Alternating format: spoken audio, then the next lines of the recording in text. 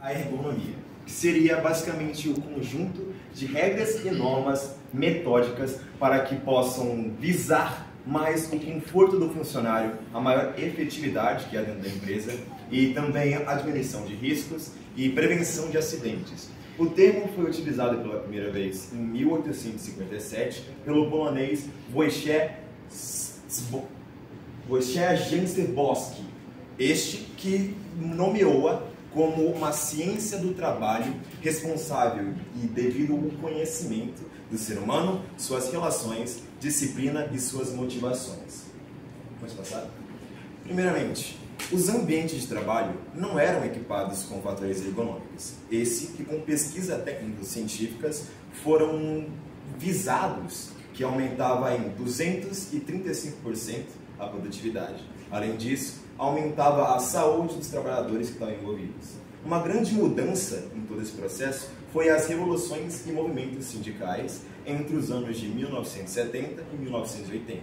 Esses que, com a insatisfação dos trabalhadores e o crescente absenteísmo, fez com que as empresas começassem a colocar mais importância a essas certas normas. Normas essas que vai desde a pegada do cabo de balança ou até mesmo uma cadeira mais confortável, para gerar mais ergonomia e assim aumentar tanto a produtividade quanto o conforto do mesmo trabalhador.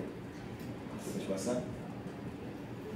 O pesquisador Hendrick nos diz que podemos dividir a ergonomia em 4 principais etapas. Essas que seria a ergonomia tradicional, primeiramente, que ficou mais conhecida pelos movimentos militares, onde foi utilizada pela primeira vez nesse campo militar, depois passando para o campo físico, que visava mais um preenchimento total do funcionário. Uma vez que, por exemplo, uma bala de artilharia não poderia ser carregada caso a pessoa não consiga fazer esse tipo de função. Então, depois disso, com esses movimentos que eu já citei, isso começou a ser uma situação mais globalizada. Depois disso, temos a ergonomia do meio ambiente, que seria identificar e reduzir as interceptações que possam ocorrer no ambiente do funcionário, como, por exemplo, a iluminação, ruídos, temperatura, entre outros que possam mudar a experiência do trabalho para uma maneira negativa, além de investimento em ambientes equipados de estímulos positivos para que assim, mais uma vez, a eficiência seja alcançada.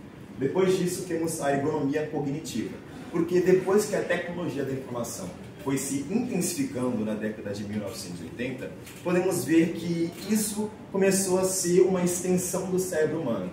Então, o estudo sociológico, psicológico e fisiológico se uniram nesses fatores cognitivos. Assim sendo, a ergonomia quanto ao funcionário em si.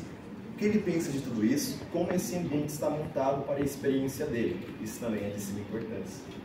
Depois temos a macroergonomia, porque com todas as mudanças generalizadas, com certeza as empresas começaram a perceber a importância avassaladora que isso tem e a total diferença que ocorre. Então, foram colocadas desde procedimentos iniciais maquinários até mesmo o final das concepções de atividades realizadas por essas empresas. Pode passar? No Brasil, a ergonomia ela está presente na forma da norma regulamentadora 17, que visa diminuir os riscos, prevenir acidentes e melhorar toda a experiência daqueles que estão dentro da empresa. Além disso, tem diversas agências de teor nacional e internacional globalmente reconhecidas por esse tipo de regulamentação.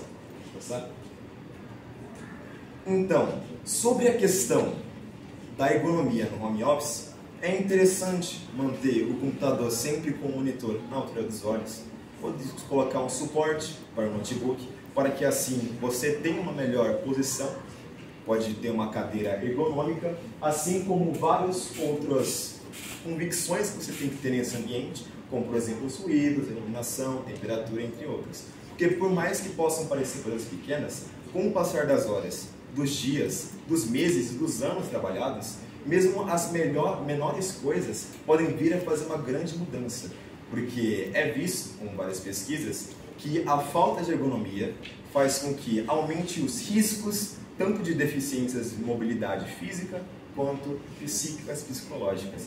Esse sendo um aumento da tensão, da ansiedade, pode até mesmo desenvolver doenças gastrointestinais como úlcera, gastrite, além disso dores musculares, dores físicas, outros tipos de doenças variadas como pressão arterial, entre vários outros. Então sim, é uma coisa muito importante a se considerar em todos os procedimentos da sociedade hoje em dia, o que faz com que isso nunca mais possa ser colocado para trás. Oi gente, eu me chamo Aline.